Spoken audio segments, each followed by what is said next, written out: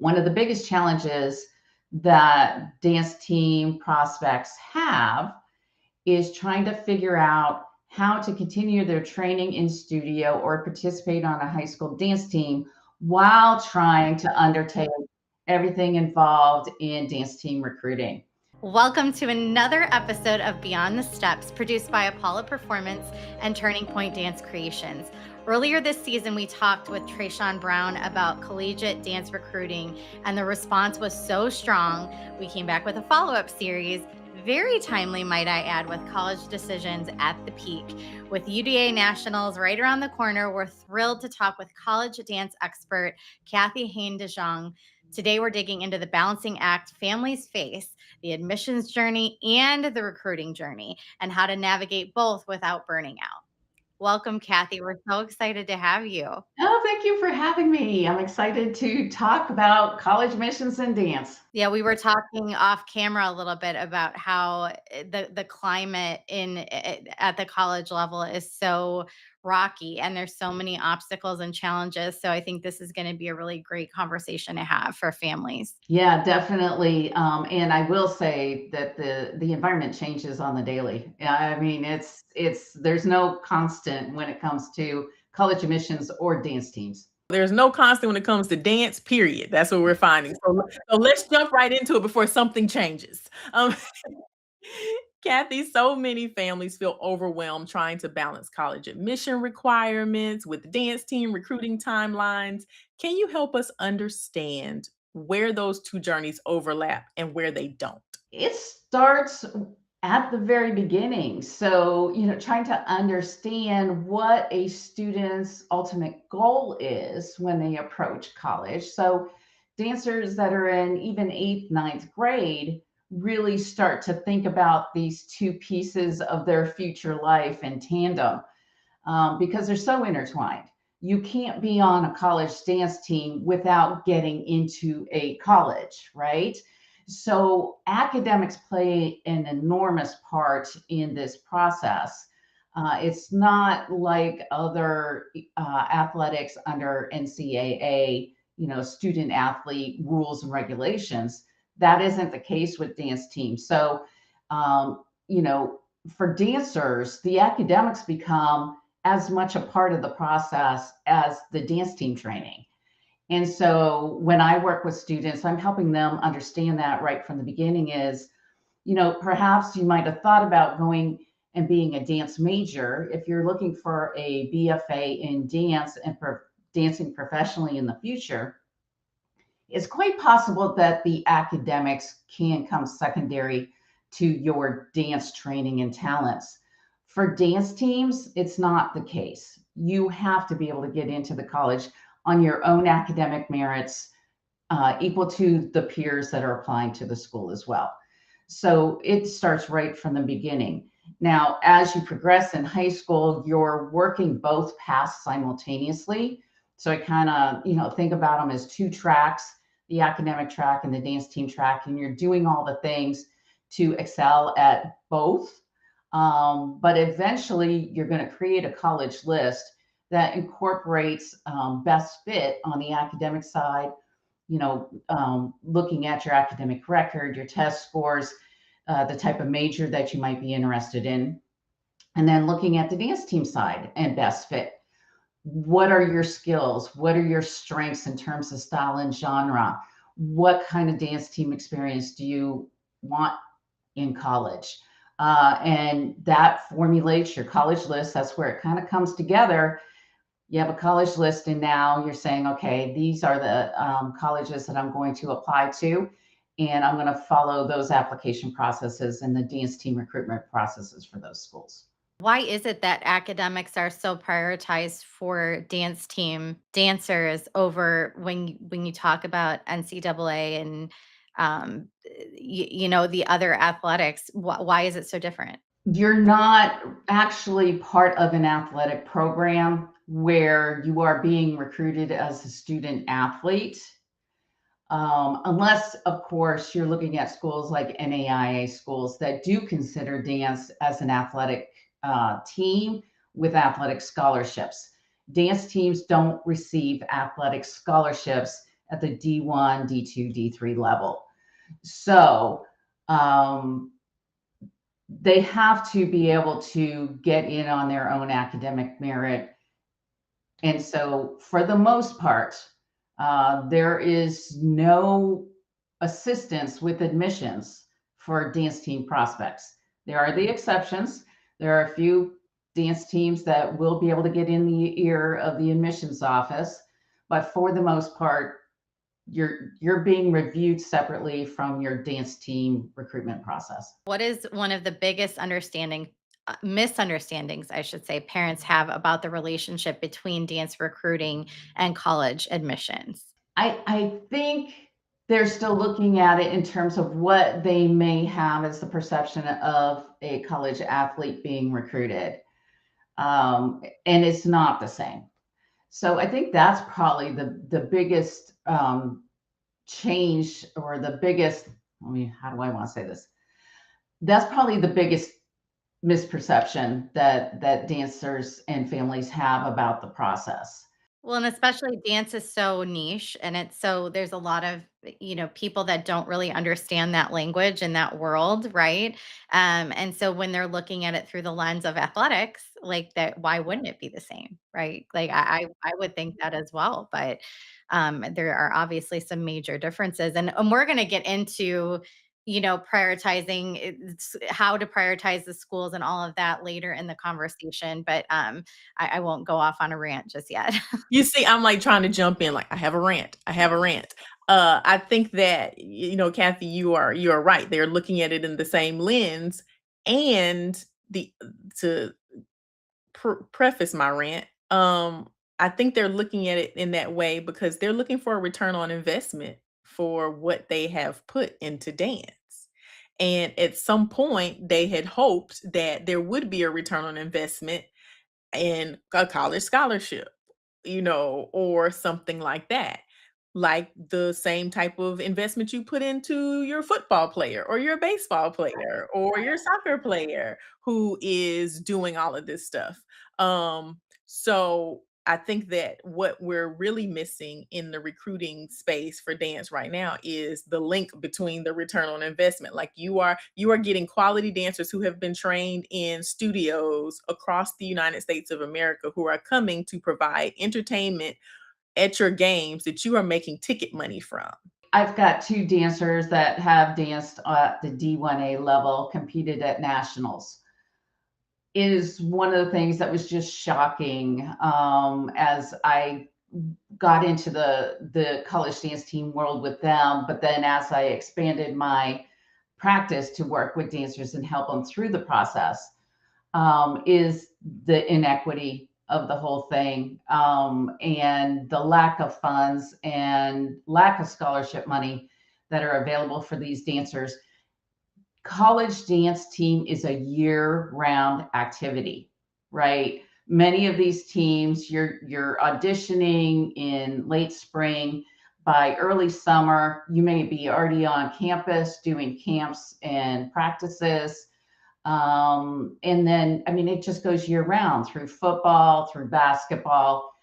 I don't think there's any other athletes on campus other than perhaps the cheer team that is engaged at that level for the entire year, yet have so few benefits available to them. Pause on that rant because it's coming again later.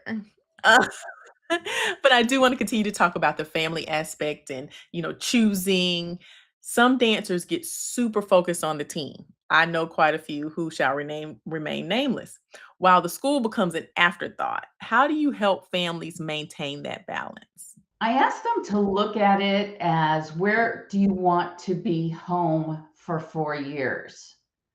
And the team isn't necessarily going to be the entire college experience that you are looking for. You need to look at it in a broader perspective in terms of being the right fit for you. The team is never a given, right? The team could disband. You could get injured. You may not dance for whatever reason. You may find that it's a bad fit for you. The team is not the place to be making your entire decision for the next 4 years. It's about finding the right fit for you in terms of the academics, the overall college experience, the cost of attendance, because you're not getting those scholarship dollars. Can you afford to go there? Are you going to sacrifice your family's savings just to be on this team? And so I start working with dancers early on because I know those Instagram feeds are very enticing. I call it the shiny object syndrome. And these dancers are just seeing the cream of the crop, the top of the top of the top of the dance team world, and they don't know what's behind that. There's also, culture fit as well when it comes to teams.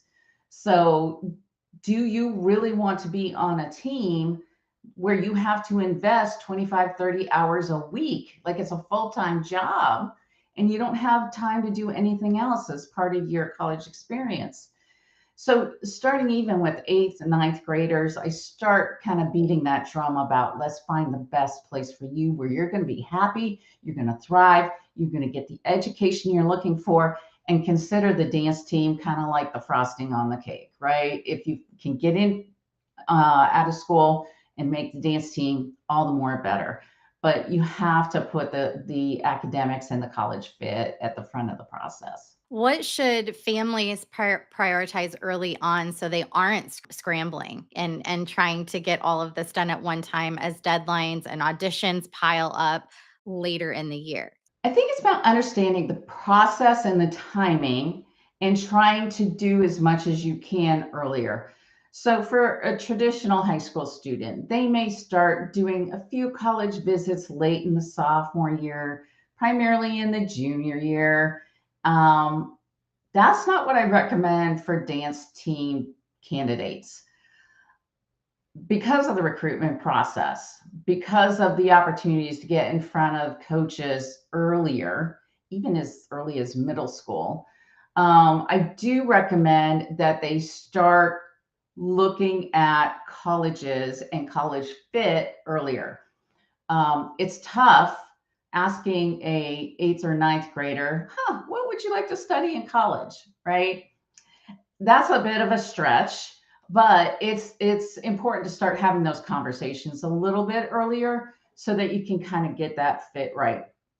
However, putting that aside, I think it's important for dancers to start getting a feel for, do I want a big college? Do I want a small college? Right? Do I want kind of a intimate liberal arts setting in a conversational classroom versus a large lecture hall with 400 students in it? And even as a ninth grader, I think you can kind of start getting idea of what's going to be right for you. So getting on the campuses, even in ninth or early 10th grade, pairing it with a clinic at a college, all those pieces start coming together and formulating an idea of, okay, this is what I'm looking for as far as a college experience and a dance team experience. So I think understanding the process, the timeline, and just moving things just a little bit earlier can help take some of the pressure off when it comes to junior and senior year. One of the biggest challenges that dance team prospects have is trying to figure out how to continue their training in studio or participate on a high school dance team while trying to undertake everything involved in dance team recruiting. It can be a real challenge. Yeah, and I will say on the director's side of that, it's frustrating because put they put all these years into their training. They finally it finally all starts coming together in that high school period. And as a director and a coach, you're just like, yes, this is it. Like you're finally it's clicking, you're getting it. And there's something special as a young dancer about completing those last 4 years of your high school career. And I was finding towards the tail end of my studio career that you were just seeing more and more kids make the decision to quit in ninth and 10th grade because they had to focus on their future. They had to focus on college. They had to, what they had to do in school to get into college, going and doing college visits. And none of that meshed very well with the very busy, demanding studio schedule. And so they were just, I don't want to say forced because nobody forced them to do it, but just really sat down and made that decision. And it's devastating. It's devastating to watch from a mentorship position of like, we've spent and poured so much into this child, and they're finally realizing their potential, and now they're quitting.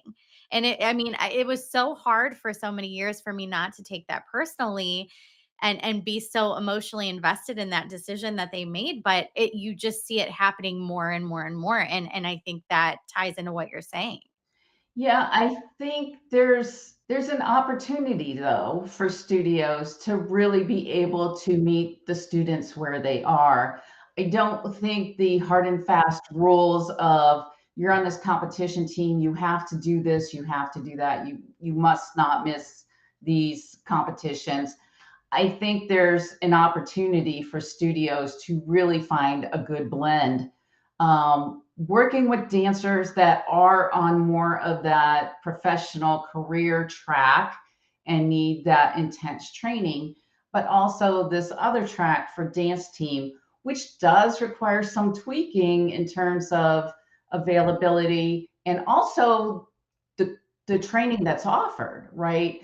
So a lot of dancers are finding it difficult that if they don't have a high school dance team that is offering them pomp training and they're not getting it in the studio, they have to get it somewhere, right? So if studios can start trying to find maybe two different tracks that they're offering within the studio, that does allow a student to continue to compete at some level, then I think a lot of students would stick with it. They're just not finding exactly what they need in a traditional competitive studio setting. That's it. Everybody, you hear it from Kathy. That's the next step in evolution for our dance community, is that the studios really, it's on the studio shoulders, whether it's fair or not, to kind of, if you want to keep these dancers in the studio for as long as possible, which I know, we do for many, many reasons.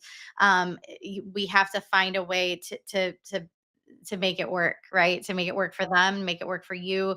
It can't be an either or type situation anymore, just because of the demands that are placed on these kids for college. That this is the third or fourth time, Melissa, that we've heard from our guests that it's not junior and senior year in high school like it used to be. It is eighth, ninth grade that this process starts, which is just blowing my mind because I have a seventh grader and I cannot even fathom it. My brain cannot even go there yet, but I mean, it is reality. We are going to continue this conversation, obviously, but I'm going to pause. And we are steeped in resources and a show that cares very much about education. And the catalyst for this show was our STEPS initiative course. It is a free 5-part course series curated by experts in fields and topics like sex abuse and prevention, gender inequity, racism, nutrition, psychology, and of course, dance medicine and science, and how those things impact our dance community. Again, it's completely free. We encourage you to take that, go at your own pace. It really lays great groundwork for education, provides resources, and encourages you to dig deeper on your own, because when you know better, you do better. So we're going to pop that link in for you to take it, for you to share it, and please do all of the above. I want to highlight, Kathy, you have a very, very exciting journey. A part of your journey, you've written a book. We've mentioned it's called The Recruitable Dancer, right? So tell us a little bit about the book. The book is a result of the years I've spent working with dancers and going along on this journey with them, figuring out where all these frustrations and challenges are in the process, taking what I do to consult with students one-on-one and putting it in a book so that anybody can have access to the material. So I share about everything I know about the dance team industry, where it's going, the timing, the tasks, the understanding what the dance teams offer, how to navigate the whole process, and it's layered in there with all the college admissions information and advice you could need. What a great gift for your soon to be high school student or high school student that is a dancer. That is a fantastic gift. You have a website called danceintocollege.com, and the book can be found on more information on the book can be found there. But you can also purchase the book where books are sold online. And we encourage you to get your copy, gift it to somebody, birthday gifts, graduation gifts, recital gifts, whatever. If you have somebody who is interested in pursuing that path, it's not too early to start, is basically the moral of the story. Kathy, how can people get in touch with you besides the website? Well, you can find us on the website, danceintocollege.com. We also have presence on Facebook, YouTube, and Instagram at Dance Into College. And so you can find us there, and we look forward to talking with you. That's fantastic. Thank you, Kathy. Kathy, this has been such a grounding way to start this series. Like, I think we really laid the foundation. I think you've already taken so much weight off of parents' shoulders. So thank you so much. Thank you for having me. Next week, we're going to dive into something huge: what college dance programs are requiring now and what they're offering. Spoiler, it's not always aligned. And once again, as we always say, there's very little to no oversight. So you're not going to want to miss it. This is where all those rants we were talking about earlier, they come into play. So please make sure that you join